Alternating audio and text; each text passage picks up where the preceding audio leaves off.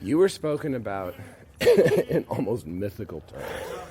And which is why when I finally met you, Yeah. I was disappointed. When when I finally met you, I was surprised it was actually you. In these pages, sacred cows do not herd. Here, the bluff is called. Here, truth is tickled, lies are teased, and mediocrity, that peaceful, awful, numb, disturbed. Here, good is smiled, evil grinned, and the trite tortured. Here, the wound is scraped that it may sting and heal. Here Caliban will find his face, and Hamlet his peace of mind. Here the gadfly makes its roost. Here style is substance, and substance is the greatest style. Here the source is liberty, the spirit is liberty, the purpose is liberty. Here Eve rejects the apple. You are listening to Filthy Armenian Adventures.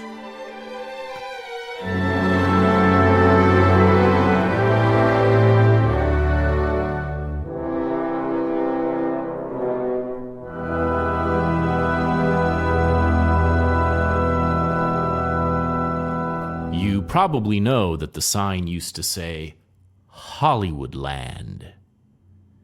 You probably know that the sign was built to advertise a real estate development in that hillside in 1923, with 4,000 incandescent bulbs lighting it up for all the city to see.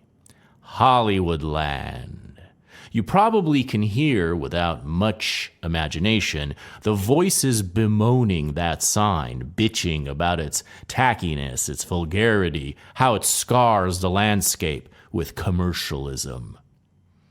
But did you know that the developers of Hollywoodland actually endeavored to live up to the sign by developing in those hills a fairy tale kingdom?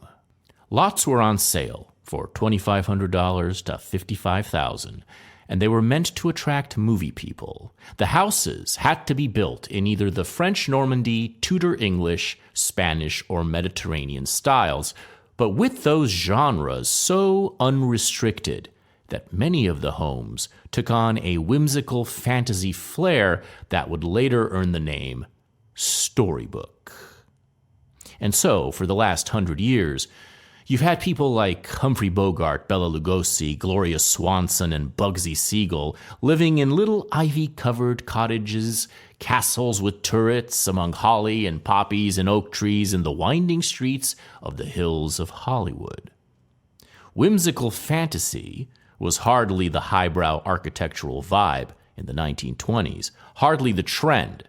So you can easily imagine visiting snobs and scribblers scoffing at these kitsch castles for kitsch wizards, fairy tale homes for fairy homos, gingerbread houses for schmaltz factory elves.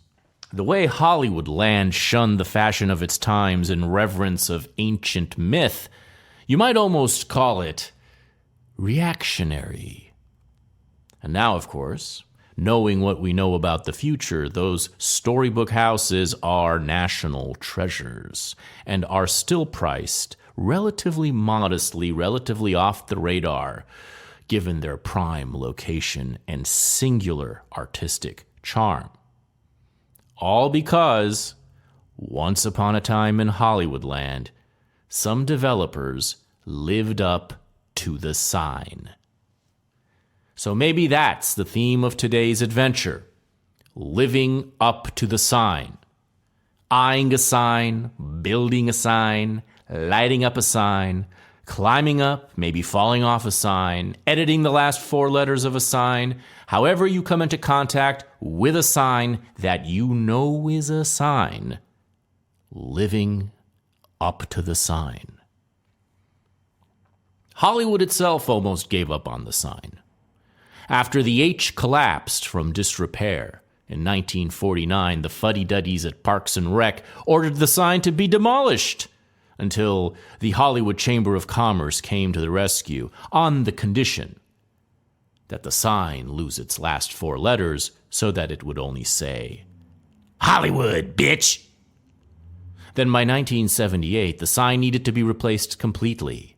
Hugh Hefner, Andy Griffith, Gene Autry, and friends stepped up to the plate, donating the money for a new sign with 20-foot steel beams instead of the old telephone poles, and new letters made of corrugated Reardon steel. Alice Cooper pitched in $27,000 to sponsor the O in honor of his late friend, Groucho. In 2010, Hefner came to the rescue again to make sure we can still see the sign. He raised the money to buy a bunch of land which, if residentially developed as planned, would have blocked the city's view of the sign. That campaign was called Save the Peak, and if there's one thing Hef was always loyal to, you know it was the peak. But there was nothing Hef could do last month when the sign was endangered in that week of endless flame, specifically from the sunset fire that broke out in the hills just to its west. But as we've discussed, the sign survived. And there's a bit more passionate fire talk at the beginning of this episode, and if it sounds cruel or insensitive, please keep in mind that this was recorded a full week before the burning of Los Angeles. Not that this adventure is about the literal Hollywood sign, even though, after a hearty meal at Beechwood Canyon Cafe, we tour the neighborhood the sign was built to promote. This is about another kind of Hollywood sign. The kind that Ann Coulter flashed to my guest Wyatt Torosian when he was at UCLA, thereby changing the course of his life, reinforcing another sign that he picked up from his classroom seat once a month in the form of an irreverent student newspaper called The Bruin Standard, whose art-right mission statement I co-authored in 2004 and read at the opening of this episode. Just some signposts from the future and past that Wyatt, a creative businessman, has vowed to live up to.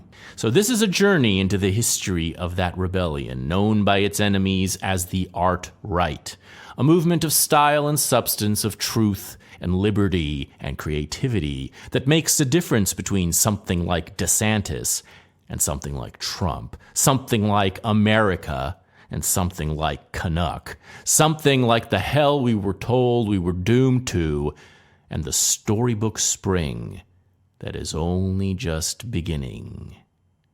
You ain't seen nothing yet in Hollywoodland.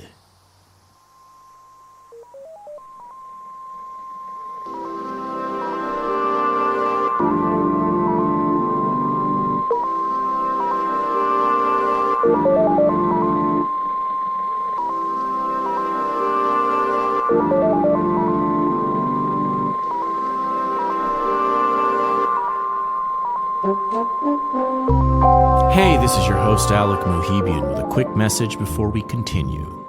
Based in that great but very troubled place, Hollywood, California, Filthy Armenian Adventures is an interdimensional travel program that takes you deep into the cultural mysteries of our time. In search of truth, in search of gold, in search of lost friends and unsung heroes, in search of John Galt's motor. This show is your antidote to the black pill. This is your guide to the places, the personalities, the ideas and creations the enemies of man don't want you to know. This is your techno-noir investigation into the good, the evil, and the God hiding under our noise. This is where you get the news before it breaks, before it blows, before it burns. The show is supported entirely by patrons at patreon.com/filthyarmenian. As a patron, you get access to twice as many adventures, including the most important ones, the ones with the real facts. Plus, regular brief smoke break spiritual reports on topics of the day. As a patron, you also get exclusive access to our Smash live events. Ask anyone who's attended one, and they will tell you It's an experience you'll never forget. It's very easy to keep Filthy Armenian Adventures alive. You can still listen to the show on your favorite app like Spotify or Apple, and you can do so with the pride that you're putting a little bit of money where your soul is. More patrons means more fuel, more topics, more investigations, more miracles, more secret locations, and forbidden territories around the world, and the world that is Los Angeles, our post-apocalyptic headquarters. It means we'll be able to track down more enchanting figures in the landscape, dare them to abandon their masks, and join our quest out of the darkness and into a golden age. Patreon.com/filthyarmenian. Thank you for being one of the good ones, and enjoy the show. So this used to be my like cute little neighborhood breakfast spot that I could just walk up the canyon to. And then a couple years ago, this musician, I don't know if you've heard of him, his name's Harry Styles. Heard of him, but not his music. No. So, 50-50. Long-time listener, first time. Yeah. Long-time listener of his name being said, and of him, I think, bailing out on Coachella this one time I went, or I thought he was supposed to be there, or maybe he was there and I just didn't go. And there were tons of disappointed girls. Yeah, there was something and some happening. gays. And gays and whatever. Maybe he did perform, but I just avoided him. Or something. But but I don't know any of his songs. I couldn't tell you. I couldn't spot it in a police lineup. I don't think I'd spot him in a police lineup. So he was shipping some girl up the street, and turns out that this was their neighborhood place too. So he wrote a line in one of his songs saying, "The coffee's out at the Beachwood Cafe."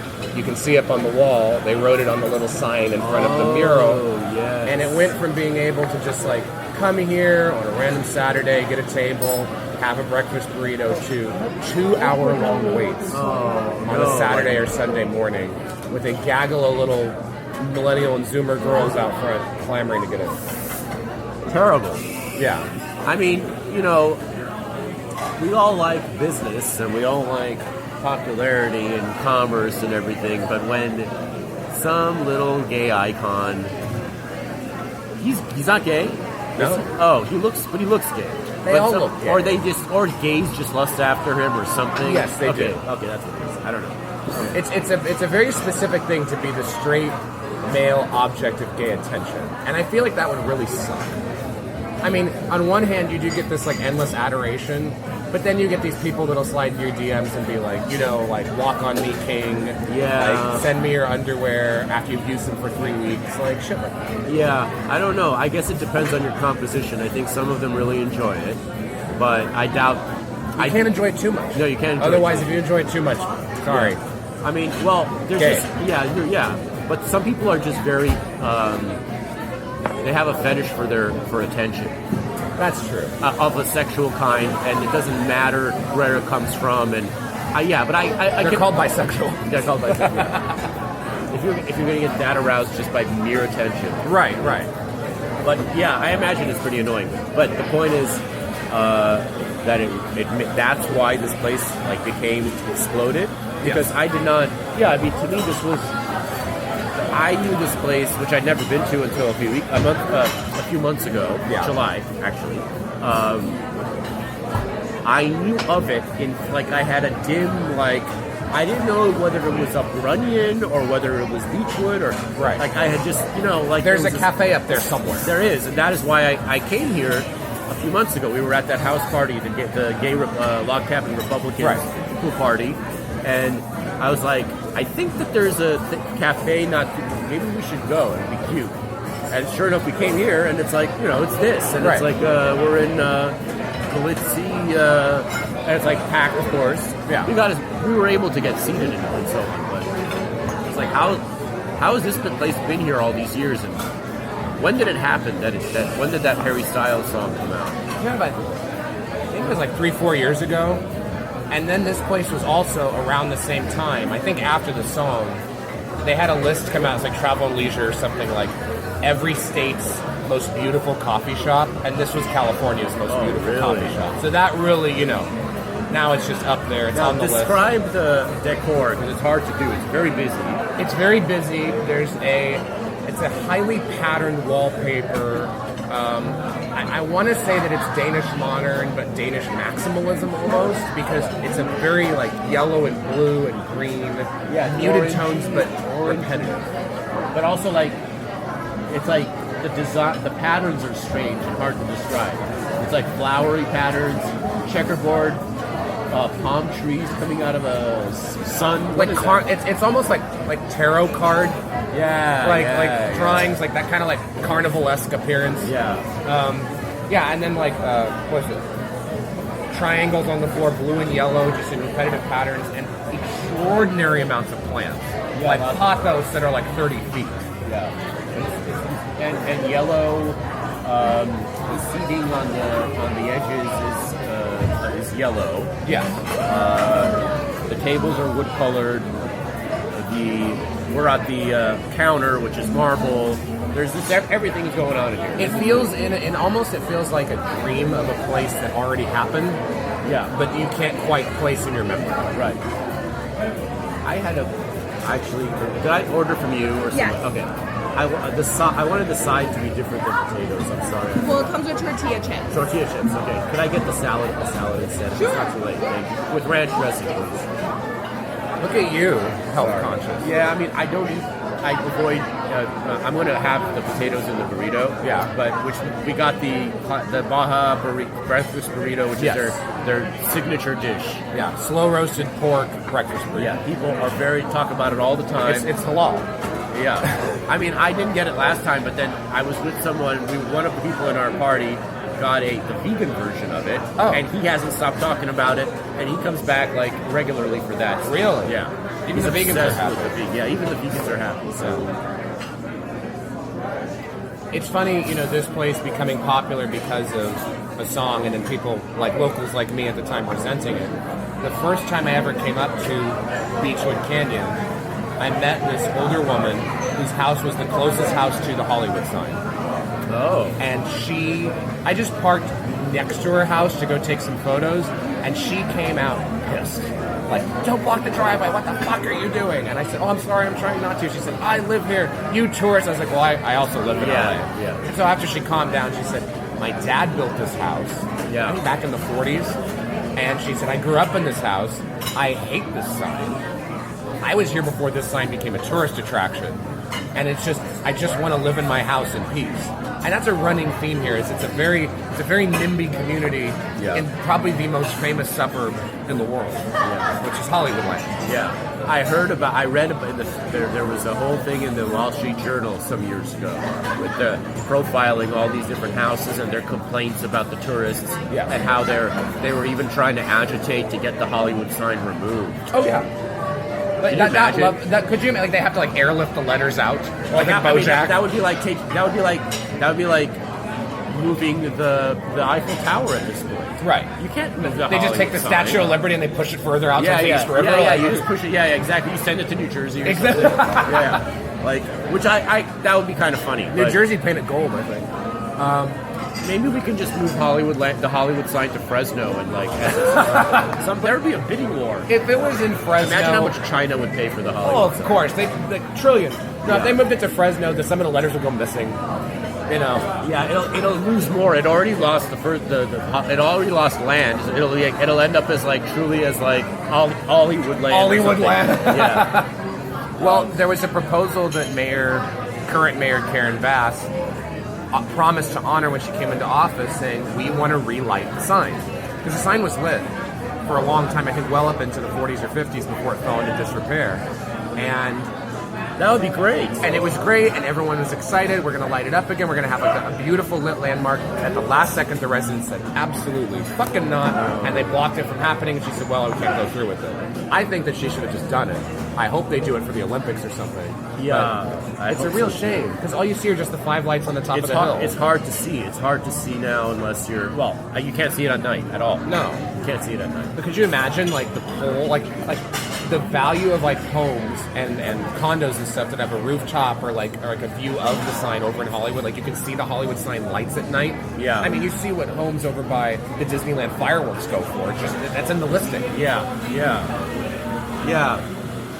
We need to make this happen somehow. Make Hollywoodland great again. We need to make Hollywood light again. Yes. Well, it does make sense that it's currently in the darkness, but it could come to the light. Yeah, the light must win on that in Hollywood. That's what I mean. The only thing I can sympathize with would be if the light itself. But I don't think this would be a problem. Like the light itself, like disturbs the people living around there just by being too bright. Like some Klieg lights in your window? Yeah, like I don't think it's going to be shining in people's windows. No, right? they were just like, there's going to be traffic and there's going to be too many people and people are going to want to come up and then, you can add in the appropriate parking restrictions. I mean, Griffith has to do that. I love now. that they just were cool with homelessness running rampant all around the fucking city. Right. But this is a bridge too far. But one this is good the part thing- that I can't stand about these people. Yes. One good thing is not okay. Yeah, one good thing, my little precious neighborhood, yeah, and even in like when you're listening to, we want it to be equitable and inclusive, but we don't want people in our yard. And like, yeah, well, pick a side, bitch. Exactly. Like, if you want to clean up all the streets, then we'll have a conversation about respecting your sacred space. But you just because you live on this, perched atop this hill, Right. you're perfectly fine with me down at the below being overrun by homeless crackheads because I'm down below. Well, fuck you. I'm going to come light up your house and light up the sign. I'm going to bring my army of homeless zombies and we're going to light that shit up. Well, I got a recruit for you on my drive home last night. I was driving down Ventura in Studio City, and there was a full-on bonfire Oh my god. in one of the trash cans in front of the businesses. And so I had to call it in because it was next to one of the palm trees. And if one of those goes up, it's over. Like that whole block about Cantura is going to light up. Oh. And it was sad. It's sad to see. Well, the thing is that those fires, if they're in the wrong spot, they can lead to the whole city burning down, which Right. is what happened several times already. Right. I mean, you saw the picture of Nixon at his rental in Bel Air, standing there in his full, like dress shirt, like tie, slacks, hosing down his roof to keep it from burning down. Yeah. Which is the same story that I've heard about the cul-de-sac we're on during the six. This is before our time there, but during the '62 Bel Air fire, which reached exactly where my mom lives now. Yeah. And again, the 2018 Getty fire, which I literally was at my house, my mom's house.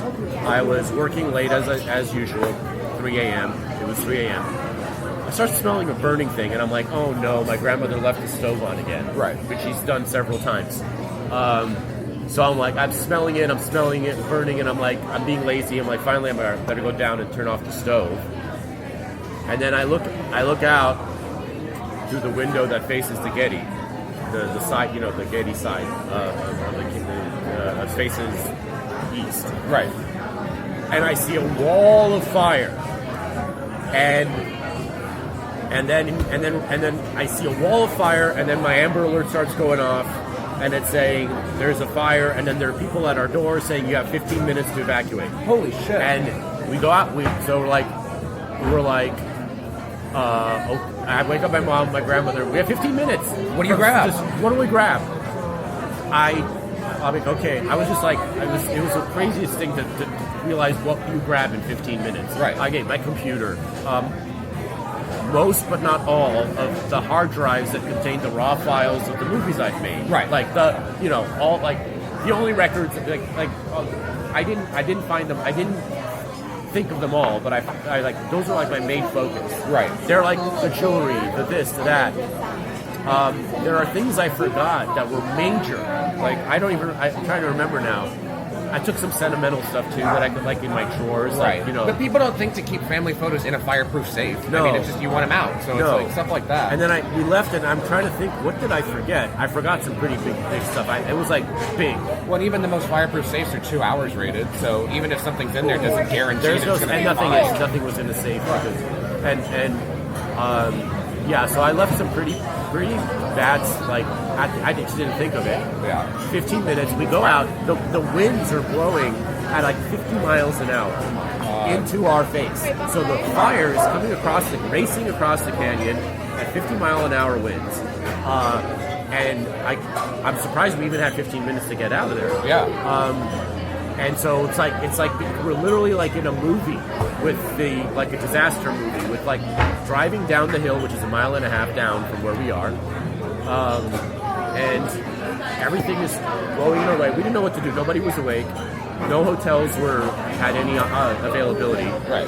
This is 3 a.m. So we literally go to the Denny's in Westwood, which is open 24 hours. Yes. Thank God. Which it still is, I guess. But You're the most sober people at that Denny's. we had all our belongings in our fucking car. We're like got an eagle eye on our car. We're in the Denny's till like 9 a.m. Until my dad, until people wake up. Oh my God. So we were there for all night with my grandmother at that Denny's, like checking it. The fire, the like ground zero of the firefighting effort becomes our little cul-de-sac. It's literally the fire goes all around. It burns all the houses all around. Somehow, miraculously, not our house, but every other house around there was burned up to a crisp, and the firefighters were based basically right on our cul-de-sac. There's a little park there, like down from your cul-de-sac.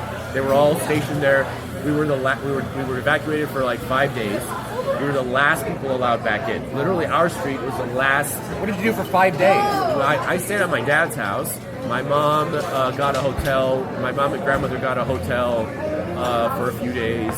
Yeah, for all the entire time. Yeah. They got a hotel because they didn't want to be too far away from Right.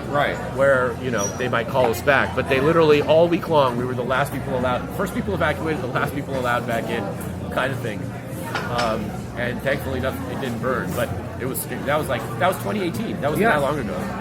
And that was, I think, that was the homeless person starting that fire. Yes. Weren't they on the side of like when you're with Moraga or something like that? Yeah, it was like one of those there? things. Yeah, like by the 405.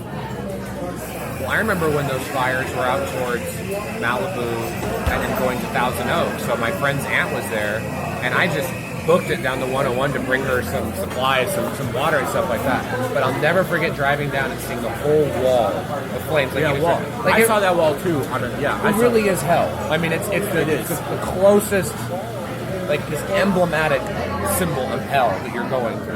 Yeah, it's so surreal. It's like it's just like being in a disaster movie. I mean, there's nothing. I couldn't believe. I had been through many fire seasons, and where the entire air smells like barbecue, right? And you feel like you're in plastic. You're plastic. But it's one thing to be in hell, like from walking around. It's another thing to have it literally flying in your face. It's one thing to be hell adjacent. Yeah, hell like it's one thing to adjacent. be in Beverly Wood. It's another thing to be in Beverly Hills. Yeah, exactly. Yeah. So yeah, I got the full experience of being almost burned alive in So in for LA. a few days you were homeless. Yeah, 3 days of homelessness. It's when I caught up on Succession. Oh, that's because good. I hadn't seen it.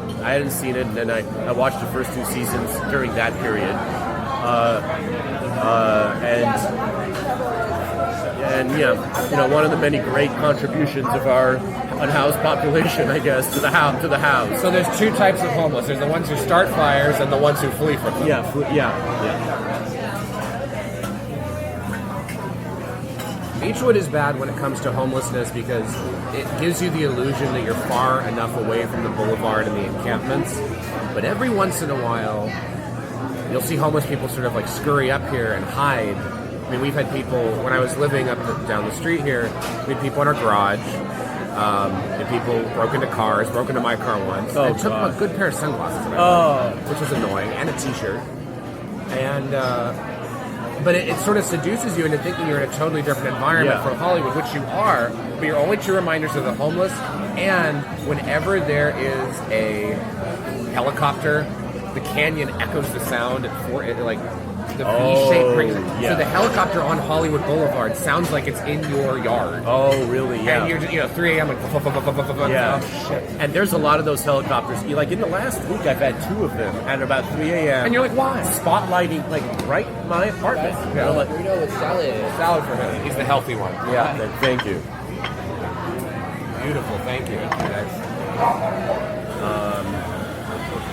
Well, we got these delicious burritos. Yes.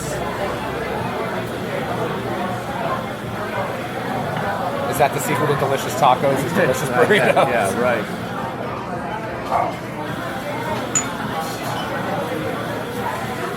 actually just listened to that Red Scare episode that had him. It's kind of not, it wasn't exactly, I don't remember it being very great. He was talking mostly about his sex addiction, which was kind of interesting, but nothing will make you less horny than hearing about someone's sex addiction. And I don't know that sex addiction is real, do you? I mean, I know it's like intimacy issues or emotional issues that just manifest as. Yeah, I think that's what it is. I think that they should define sex addiction as when you start hooking up with ugly people compulsively, then that's when it's become a sex addiction. Right, yeah, but it never is somehow that. It's somehow, it almost is, it's almost never that. It's almost like you're only hooking up with hot people. Right. Which is... If you're only hooking up with hot people, then you know, you're fine. Yeah.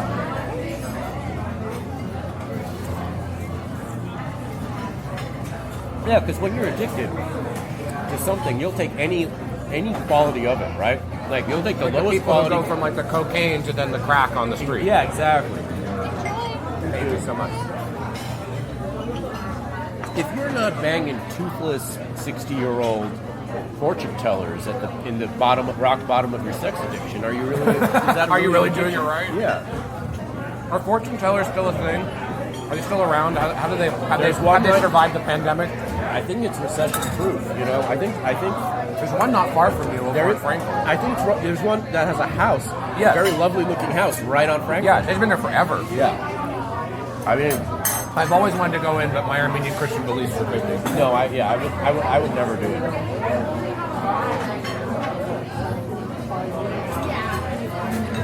I mean, I do it for like my podcast or something as a lark or as a bit, but I bring my evil eye with me. Yeah, I wouldn't do it. Yeah, but even that I wouldn't want to mess with it. Yeah, I don't like messing with things that are like I consider to be borderline wicked. Well, my my great aunt used to read the coffee cups, you know. Yeah. Which that's but she did one for my grandfather when she saw a coffin, and 2 weeks later he was dead. Really? Yes. A complete shock, heart attack, driving through Bakersfield. Just oh my God! Over. And she for the rest of her life she never did it again. She was like, I messed with something I shouldn't have. Yeah, that sucks. Yeah. Well, my folks, I mean, my grandmothers still, well, they don't do it anymore. They're too old, but, well, only one of them is still alive. But come to think of it, no one has done it in quite some time. The ones who are the best at it are dead. And the one who's alive is just too old to do stuff like that. Yeah. It was definitely a certain generation. Hasn't been passed down. So I feel that at least above my kind of like generation, our people, it's going to die out. In Armenia, it might still, it'll be passed on, but here not. No. Even though it's not real, it's not even like,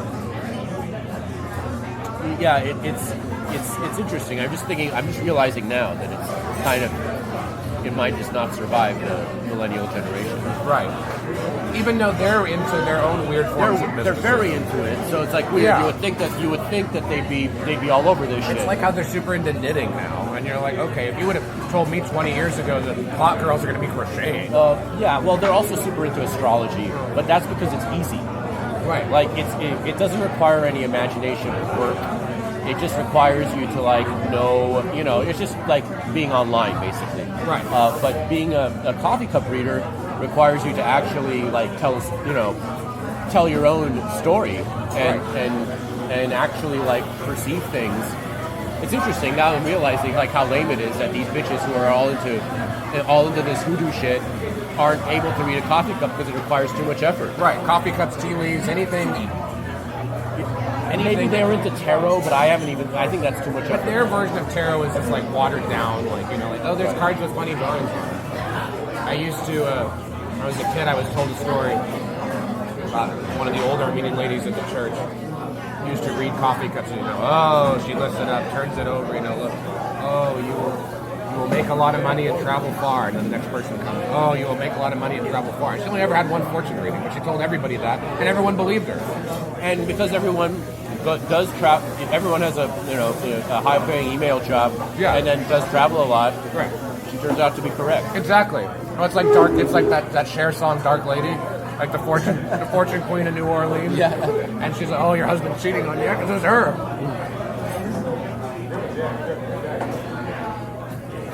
It's a pretty good racket when you can be the town slut and its fortune teller at the same time. Look, times were tough, and we had to do what we had to do. That's something that we're missing. That's another thing that doesn't exist anymore. There was the town drunk and the town slut. Yeah. And they were not the same person. No, they weren't the same person. There was also the town ferry. Yes.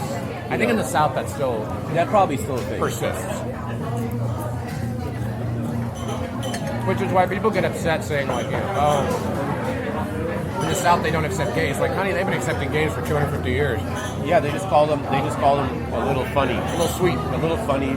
Yeah, there's an essay about this by Florence. You remember Florence King? No. Oh, she was great. One of these days I'm going to do a Florence King memorial, but she wrote the back page column for National Review for many years. Oh. The very back page. Actually, when I say many years, mostly the 90s. And it was called The Misanthrope's Corner. And she was a Southern lesbian. Wow. Very funny writer. Like, really one of the few true successors to H.L. Mencken. Like, Right. a lot of people a lot of people are described that way, but Anyone who tells a single joke, they're like, yeah. Megan, Anyone who tells a certain reaction, who was like reactionary, but even then, everyone wanted to be Mencken for many generations. Right. Gore Vidal wanted to be Mencken. They all wanted to be Mencken. So, but PJ O'Rourke got close. Yeah, PJ O'Rourke, he was literally the Mencken Fellow at Cato Institute. Yeah, he was referred to that way as well. But PJ O'Rourke was not the type of acerbic that Mencken was. PJ O'Rourke was very funny, Right. but he was funny in a different He way. was lighter hearted. Yeah, he was just It wasn't soft. as biting. It wasn't as biting. I mean, he could be very devastating in some ways, but it was just a different thing. Right. He was more of a reporter. In a way, what he did was harder.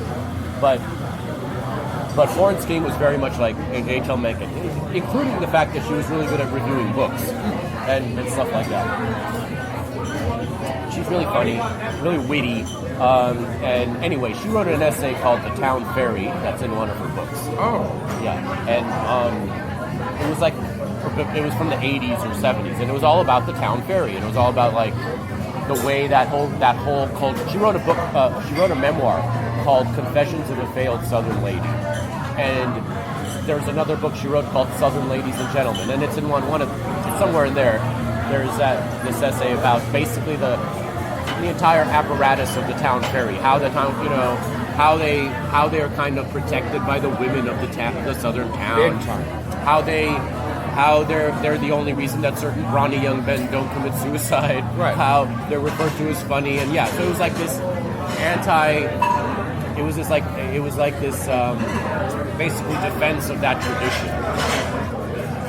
In essence, it's almost like the biblical description of the eunuch, which I happen to have interest in the fact that category probably covered what we consider gay now. And it was a lot more, I don't want to say celebrated, but a lot more understood. It was understood, although I will say that there was a lot of understandings that we kind of don't give credit for in traditional society.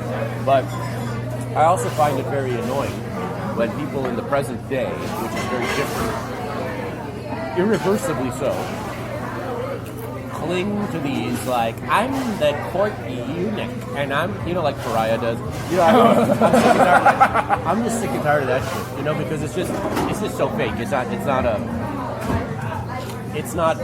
LARP, I guess is the thing, and it's a way of like, it's sort of like this, it's trying to reverse engineer. I'm not really a fan Picking of a goal and working backwards, like that's what I want to be. So I'm gonna meme it into existence. Yeah, but it's like not a real thing. I mean, that's not a title that you choose. It's a title that's bestowed upon you. Right. And also, there's no need for such eunuchs because in modern day society. Not when straight men are the way that they are. Yeah. I still think it's funny that, and I wish that someone wrote a piece on how she and Milo and a couple other people are holed up at Dove Charney's mansion, concrete mansion over in Silver Lake, which is a historic house that he bought and then over-mortgaged in an effort to buy back American Apparel, failed, and now this house is like, basically he's like 5 steps from losing it, and these are the house guests that he has running around the concrete halls. And talk about, you want to talk about like Big Brother. Why does he allow them to live there for free? They're all, I don't know, working on something for Kanye, or they were, or they are. I don't fucking know. There's a whole like clown show that goes on with that. Yeah, I've been in talks with Milo about going there and recording with him there. And it'll be like Grey Gardens. Yeah, it hasn't happened yet. It is a bit of a frightening prospect, but it's bring someone with you. Yeah, right. I'll just have someone waiting out. Like I have to have backup in the. Yeah, it's gonna be me and Mark just with a pistol in the driver's seat. Yeah. Wait, if we don't hear from you in 15 minutes, we bust in. Yeah, exactly. Yeah, we're your vigilantes. Yeah, and it'll be like that. It'll be like one of those scenes in True Detective season 2, where he's infiltrating that roving sex party whorehouse mansion. Sounds about right. As long as it doesn't take a Heaven's Gate kind of turn, then you'll be fine. Yeah, no. I mean, if it takes that kind of turn, I'll know how to navigate that. I've studied cults long enough. I'll find my way. I love that Milo and Laura Loomer got into it at whatever clown show that was going on in Phoenix. I saw that too, but I'm just like, I wish I could love it, but I'm just like watching it and I'm like, aren't these people like 40 and why are they spending their time doing this? I mean, I just can't. I like it. Why are they doing this? What is it? They have money. They have freedom. They don't have money. They do have freedom. No, I say that they have money in the abstract sense of they don't have to be doing right. This is like they're acting with less. They're acting with less dignity than the contestants in They Shoot Horses, don't they? Right. What is that called? The dance-a-thons. Right. Where you're going to get fucking killed if you have to dance till you die, bitch. And it's like, why are we doing this most tacky performance? Like the pirates chasing the wenches in Pirates of the Caribbean ride. Right. In this like endless loop. I'm so disgusted by the whole like world of this like endless Me Too circle jerk between these people. What's going on with like? Well, here's the thing. This is what I've always said for years. Okay, it's great that you got attention. It's great that you can get news headlines. Newsweek maybe, but not news. But it's great that you can get some kind of attention. What are you making? Are you making anything? I'm not talking about money. Have you made anything? Have you written a book? Have you someone wrote Milo's book for him? Have you made a podcast? Oh, he didn't even write his own book? I thought he stopped talking about writing other people's books. No, it's also bullshit. Everything with Milo is an invention, and I don't say this in a negative way. I say it it was a construction. It was calculated. Right. Well, invention by him though. Right. Yeah. I mean, I give him a lot of credit because he was one of the Magnificent Seven who authored in Trump's 2016 victory. Right. And I was always a little bit, I guess you could say, I was always like a little bit both impressed by the fact that he was clearly his own thing and talented, but it also felt like, I was like, damn, I was doing this 10 years before this, and there was no market for it. Right. And we'll talk about that a little bit later. Yeah. But there was no market, there was no interest. It was all kind of on an island, and I was, partially jealous at his success for that reason. 10 years later when he did it, but it was also listening to him. I was so wary of that world. Right. I was so out of it with that world. I thought it was like an Alex Jones kind of joke. And then anytime I'd listen to him on a podcast, I'd be like, oh, he's actually funny. He's actually talented. And I clearly like this guy. Well, liberal friends I have would be like, oh my god, he's so fucking funny. Like, he's like, this is drag. This is real life drag, what he's doing.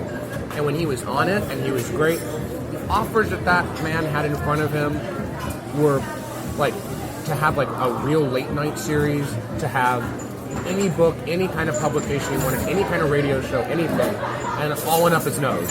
It's so sad. It's so sad, and I don't know how you recover from something like that. He also got fucked over No, big but time. in the typical way that all gay men do who cause trouble, which is the pedo button, which is a complete Oh, and I wrote dirty.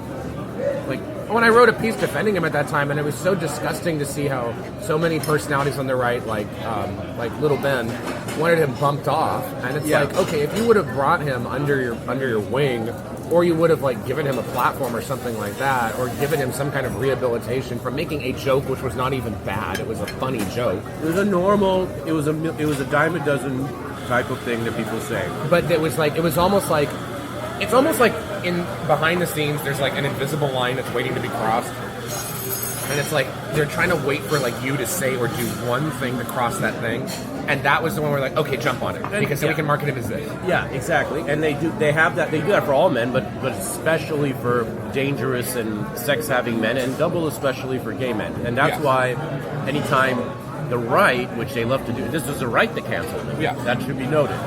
It was jealous, bitter rivals on the right Yeah. who wanted him out, and that's why anytime anyone engages in that form of demagoguery where they try to besmirch people on the invented pedo charges, Right. P word, which is like, the racism of it's like the racism of the right, that's like the thing that's unanswerable. To be accused is to be convicted, that type of thing. That's why I chimp out so much. And people are like, well, why are you chimping out so much? Are you hiding something? And we can see what the problem is. It's like a disgusting thing that is inherently leftist, because it's about tearing down men for being too powerful, too independent, Too creative. too interesting, and uncontrollable, basically. And so it's a Me Too tactic. It's one of the ancient Me Too tactics before there was Me Too. So that's why I'm especially dismayed when I see him, and I understand entirely his desire for vengeance and for like eternal vengeance. I totally get it. If I was fucked over in that way, and I have been in smaller, obviously, way less to lose, I would absolutely be. I mean, I'm Armenian. Of course, I understand revenge. I understand. How would I not? How could I not sympathize? I would totally. Our pure existence is spite. Yes, it's the only reason I'm still alive today. Yeah. I just want to outlive my enemies, and I totally get it. And I understand that, like, for 100 years, to do nothing but going around and getting back every single person who not only participated, but who were silent, Yes. who didn't defend him, who was too much of a pussy to stand up for him, which is basically everybody. Yeah. So I 100% sympathize and empathize, and I do not begrudge him his seething rage.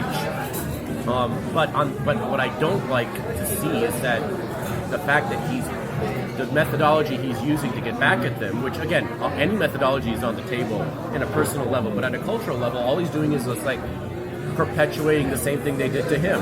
He's calling them great, he's Me Tooing them. Well, and it's sloppy too, because he'll put out like unredacted emails to people and loop in a bunch of people who were 0% related to the situation, and make everyone look bad in the process. And it's like, and then some people are people who actually did stand up for him and did support him, and he's like casting them aside.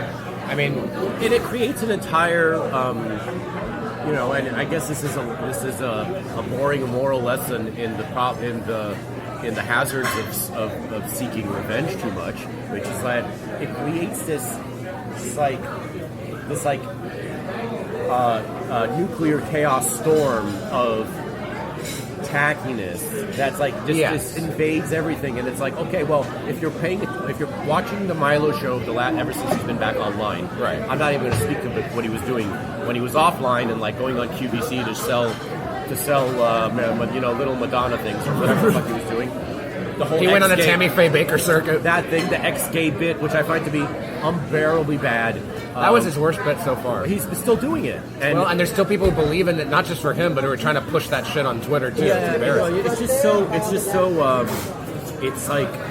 it's unbecoming. It's unbecoming, and it's untrue. It's untrue. It's like, I get that you want to promote the Catholic Church or whatever, and it's ancient teachings or whatever, but if this is not this, it's not. No one buys it. So you're finding a false. You're speaking falsely, and you're mixing truths with kind of this false act in a way that I don't think is. I think it's also like I would have gotten it like 2007. If you wanted to do an escape at 2007 as a while the gay marriage thing was about to happen, and you're like really want to that, then it might have made sense. And if you kept it really tight, I mean, you gotta have the look right, you gotta have the voice right, you gotta have the act right, like you gotta fucking look the part. And it's like, and it's kind of lazy. You throw on a trucker hat and you expect to be ex-gay, like it doesn't work that way. He's not, I don't even know what the fuck he's doing.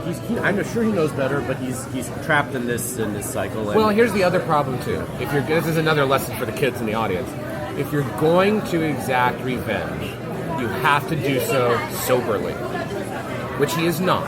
No, he's not. And it's so messy if you don't. You have to have the clearest head, the most focus. You have to be on your fucking game 24 hours a day. And he's not. And he's just sloppily going, zooted out on Twitter in the middle of the night, middle of the afternoon, just going left and right.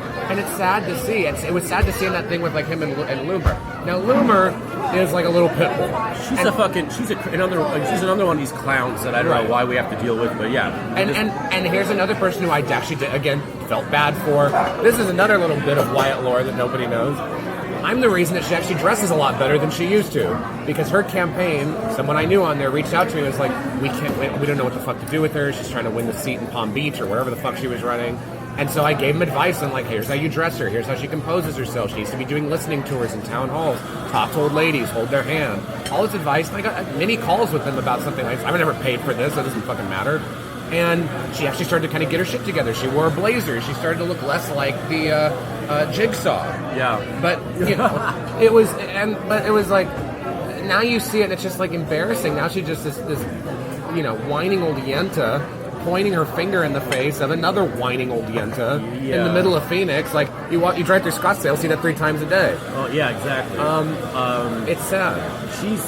I've never been into the whole Laura Loomer thing, although, I understand a freak show. Like, we all like a freak show when we, once in a while, especially around Halloween. But, like,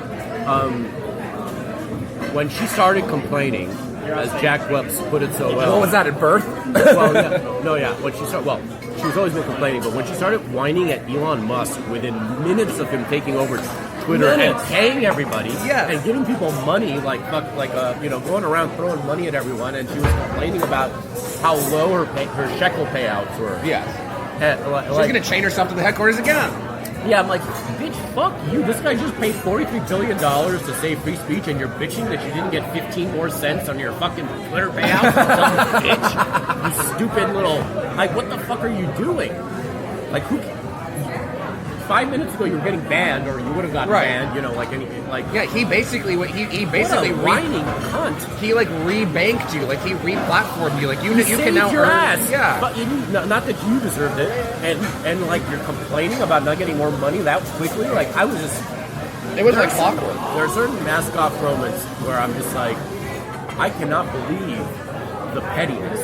I have no time. I have for pettiness at that level. I'm just like, I do not want to deal with you. It's not even. It has nothing to do with politics, and it has nothing to do with even morality. It's just like that. Real, I want to draw an interesting through line between, I would say, 12, 15 years ago to now. Just very briefly, if you'll allow me. So, sorry. When I met Breitbart, he came to UCLA to speak. Very nice man, very generous with his time. Very much so. And very missed. I think that his loss had a profound effect on my life and what I wanted to do, on a lot of people's lives who were close to him. And one of the things he was trying to get us to understand was the importance of Hollywood. And conservatives always miss it, They're still in the idea of the 50s and the 60s. Well, if we just get a couple pictures made, then everything will be fine. No. Yeah. You've ignored this institution for 70-odd years, since our boys came back from Japan. And and other than Reagan, which gave you the illusion that you had some kind of control at one point, and then that quickly was sort of swept away the second that he was out of his mind and out of office. Republicans, conservatives, whatever, had no influence in Hollywood whatsoever. And the biggest mistake that the right makes is ignoring that. And so there's been this kind of push, as we've seen since then, to have not even a Hollywood of the right, but a star that makes it on the right into Hollywood and can kind of carry us on their backs. And Milo could have been one of those people. Right. And that's why I will always resent him. Laura Loomer could never have been one of those people. But she thinks that she can, so that's, it is what it is. Another person who told me something similar and also changed the trajectory of my life was Ann Coulter the first time I met her, around that same time. And I remember asking, me, bespectacled, nerdy, going into law school, UCLA undergrad and poli-sci. I said, what's your advice for someone in my position? She said, oh my God, do not go to law school. Do not waste your life. Go into Hollywood. And I could see the sign from that patio where she told me that. Really? And that sort of started this trajectory that I guess brought me to the point where I'm at. And I think in a way I've always been searching for who are the people who are going to make it? How do we support them? Yeah. How do we get financial backing for something like that? How do we get creative people who are of any kind of creatives, art, music, theater, performance, acting, into a position where they can actually make the things that they want? And every single person who's come along since then has been a huge fucking disappointment. Whether it's the Daily Wire. I mean, I met with them last week when I was in D.C. I talked to Spencer Clavin and Josh Hurd. And nice people. They're trying hard. They're going into children's stuff now. That's their big thing. And they want to corner the market for that. It's like, we're not Disney. You can put us on and say if there's no trannies in our shows. Okay. And that's all well and good. You can maybe get 5% of the market at best. At very best. And that's your ultimate goal.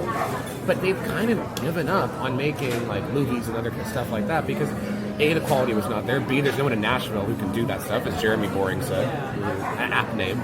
And they just the talent. They're not fostering the talent for that. There's no one on the right who has money who actually wants to foster the talent like that. And I think the saddest thing is that the only people who are really kind of coming and like really throwing themselves on the mat to do the work are people you could say like former Bernie people, former leftists, stuff like that, Times Square people. Obviously, what you guys have been doing with the podcast, I see you and Jack, has been a sea change in that field, so we're not just having to sit here and listen to endless fucking policy podcasts until kingdom come. Yeah. Like if I have to sit here and listen to one more podcast about the capital gains tax, I'm gonna throw myself off the fucking sign like Peg Entwistle. Right. But it's fascinating to me how like that is the infrastructure that needs to be built. And it's not hard.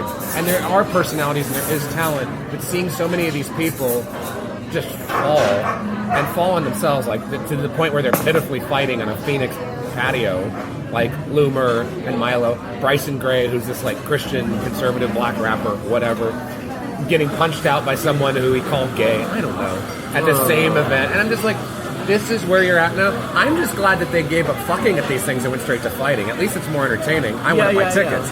But I'm with you where I'm more in that whatever talent you could have had of these people, it's just gone. They will never be mainstream. They will never have any kind of mainstream attention unless they get arrested.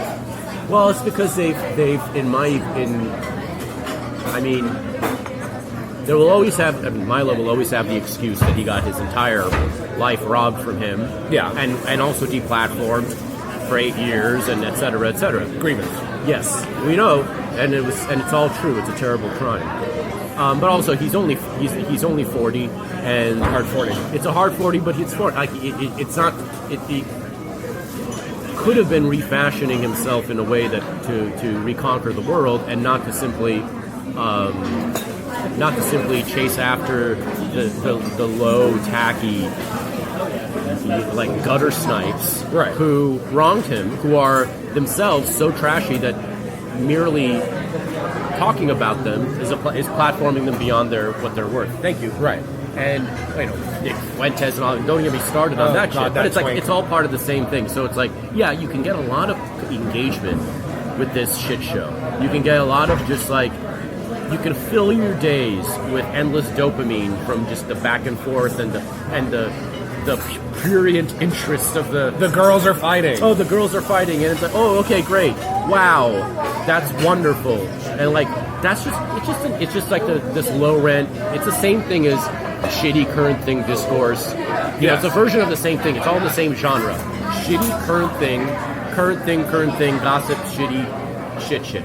Some of it can be fun. I mean, like I love to talk shit, and I love to impugn people with impure behavior and motives who seem to be merely online, seem to be merely online, like inside stories. Yeah. But if there's people that are, if you can like, I like, maybe to a fault even, like highlighting misbehavior when it's wherever it comes from, but as like a topical, as a matter of the themes of the world you're dealing with. You don't want that. You don't want to live in that fucking circus. Like, no, because it's a circus. No one wins. it's as ugly. It's just no one wins, and there's nothing to win. What is the prize? Right. What's the prize? The prize is ultimate attention, I guess, in that area. But there's also no productive capacity that comes from it. No. It's not like we do that and then everyone made money. They didn't. It's not like we do that and everyone has a new platform or something to work off. They don't. They actually lost opportunities, or everyone they're not making money. They're definitely not happy. So what are they getting out of this? Absolutely jack shit. Yeah, they're just filling their days with something to do. Right. In fact, the only person who I think came out of Hollywood that actually was successful on the right was Trump. He was the one to defy the entire thing. He is, massively. And can you imagine? And Broadway. Yes, Hollywood and Broadway both somehow. It was like both. I mean, I'm in Broadway spiritually, not literally. He's the greatest drag queen of all time. Right. But in the same way, can you imagine if after 2012, now imagine a slightly parallel universe, where after 2012 he's like, you know what, fuck, I'm not doing this politics thing anymore. I'm just going to retire. I'm done. I might do another season of The Apprentice as like a guest host or something or whatever. Like I'm finished. I'm going to build buildings and do kind of like Arnold. Yes, Arnold, who is just sad. At this point, that would have been the type of thing. It would have been the trajectory, and then and then he comments once in a while, but he's still quote liked because Arnold is the most desperate to be liked person I've ever seen. Yeah, like more than even Milo and Laura. And then he just sort of flops, and then that's the end of that. And then there is no, and then you get what, Rubio or Jeb in 2016, and then 2020 it's over. You get it is over. It's over. Breitbart dies. Don't forget. Yes, he dies in 2012, I think. Like. I saw him just weeks before he died. Yeah. So, I ran into him at like 403 Cafe. Right, because he's right in Brentwood. As I frequently did. Like I would bump into him all the time. He dies. There's no Trump. There's no Milo. There's no Trump. There's no Milo. Yeah. There's no anyone actually. It's over. We're living we're Canada. Yeah. We're like we're endless Canada at that point. And it's America, so you never know. Someone from somewhere there might have been another. We would have been forced to find another Trump, but there is no other Trump. So I don't think another businessman could have done it. No, I don't. I can't imagine. You can imagine.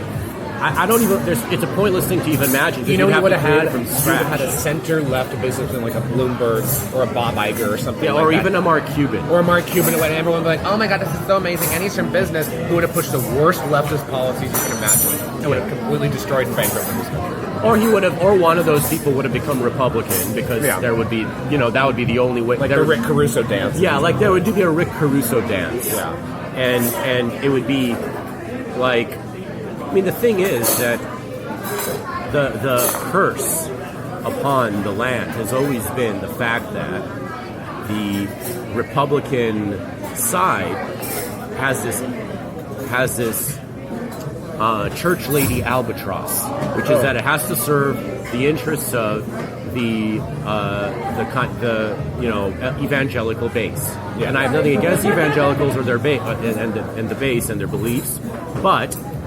It's the evangelical shaft you have to worry about. Yes, that's right. Not the base, never the base. The base is always just because that's where you get it when you Well, the shaft of their cultural obliviousness and the fact that they live in their own world and don't understand. Mirror the left in both their beliefs and in their approach. Well, their approach is. They're not like understanding the role that what politics is versus what your private or even public religion is. It's not the same thing. Like the abortion thing. Like the abortion thing, which almost destroyed everything. Literally almost destroyed close, everything. too. And then you see like Bob Vanderplaats, that faggot in Iowa or wherever, got paid $500,000 by the DeSantis campaign to endorse him. And you're like, oh, okay, so this is what we're doing now? Yeah, that is what the DeSantis was there to remind everyone for the last 4 years what it could have been. Imagine a world where it was only DeSantis And his Disney we're wife. in a permanent and one-party state forever because certain people want to feel good about themselves for their support of the unborn fetus. And I'm with I agree with their moral impulse. Yeah. But like, no, it is not actually virtuous to destroy the entire world for you to feel better about yourself. Right. That's what libtards do. That is what libtardism is about. It is about allowing the entire world to burn so you feel better about your own personal morality. So we have this albatross on the Republican Party where they have to serve a base that is obviously, clearly can be saved by someone like Trump from this problem. It's talked into common sense, but which is otherwise very easily led into its by money-making demagogues and NGOs and pro Lila Roses. Remember Lila Rose from UCLA? Remember when she? Oh yeah. Did you ever hang out with her at UCLA? Well, like, did you come to UCLA? I think she went to UCLA. She went to UCLA when I was there, and she had a reputation when she was there of being difficult. Well, no shit. And she was in a room that I was in once. In case she says that I grabbed her boob or something. I was in the room. I definitely was not grabbing boobs then. But, that was kind of Maybe she was your last She was temptation. Like the last temptation of Wyatt was Lila Rose. Yeah. I shouldn't have spurned her, and then this is what happened. Look at what happened. You could have been a perfect little gay husband. Her perfect little gay husband. I could have been her fairy. But, alas. Yes, alas, you are merely our Peter Pan. And that's it for the free portion of this adventure. For the remaining 2 hours into the Bruin history of the art right, subscribe on patreon.com/filthyarmenian. You'll get twice as many episodes, plus all the brief little smoke break spiritual reports on topics of the day. And you'll get to find out the secret history of the movement that saved America. Patreon.com/filthyarmenian. Thank you very much for listening.